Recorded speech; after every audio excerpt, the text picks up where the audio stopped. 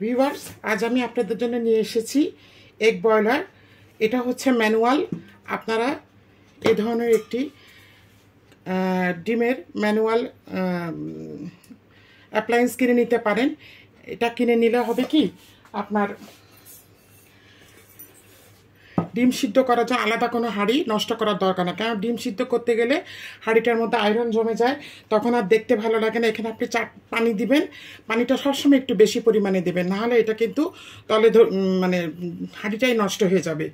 তারপরে আপনি এ ধরনের একটি ডাইস দিলেন, এই যে 4টা এখানে ডিম সিদ্ধ করা যাবে, এখান থেকে ভাপ উঠবে। আচ্ছা, আমি দেখাচ্ছি। ডিম রাখার জন্য এই ধরনের একটি কেস কিনে নিতে পারেন। এই 1টা 2টো 3টা 4টা, নিচে পানি দিবেন আর উপরে এটা দিবে, দিয়ে চুলোয় বসিয়ে দিলেন।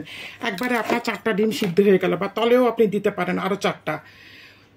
দেখুন, খুব ইজিলিভাবে আপনার ডিমের জন্য আলাদা একটা সেপারেট হাঁড়ি কেনা হয়ে গেল, এবং এটা আপনি ব্যবহার করবেন, দেখবেন যে অনেক সুবিধা। এটা শুধু ডিম সিদ্ধ করার জন্য না, অন্য কোনো কিছুই আপনি স্টিম করতে পারেন। আচ্ছা, এবার আমি আসি ইলেকট্রিক এগ বয়লার। এটা হচ্ছে প্রেস্টিজ কোম্পানির, খুবই ভালো। আপনি এখানে পানি দিবেন, এর সাথে এই জারটা ছিল, এই যে পানি দিয়ে দেবেন। এই 1 মগ এই জারের 1 জারই যথেষ্ট। এর মধ্যে একটু লবণ দিলেন বা ভিনেগার দিলেন, দিয়ে আপনি এইটা বসালেন।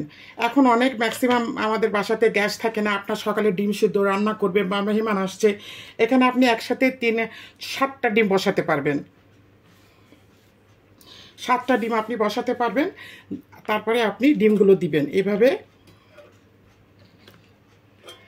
7টা ডিম, আমি এখানে 4টা দিয়ে দেখাচ্ছি আপনাকে।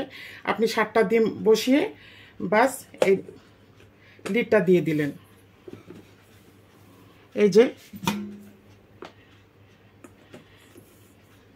সিদ্ধ হয়ে গিয়েছে। তারপরে আপনি ডিমটা ঠান্ডা পানিতে দিবেন, দিয়ে চট করে ছাড়িয়ে নেবেন। খুবই সুবিধা এ ধরনের একটা এগ বয়লার থাকলে।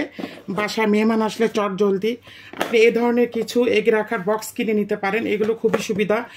অনেক সময় ফ্রিজের মধ্যে দেখা যায় যে আটে না, তখন আপনি এটাতে ডিমটা রাখতে পারেন। তো ভিউয়ার্স, আজ এই পর্যন্তই। আগামীতে ফিরে আসবো আবার নতুন নতুন কিচেন অ্যাপ্লায়েন্স নিয়ে। আল্লাহ হাফিজ।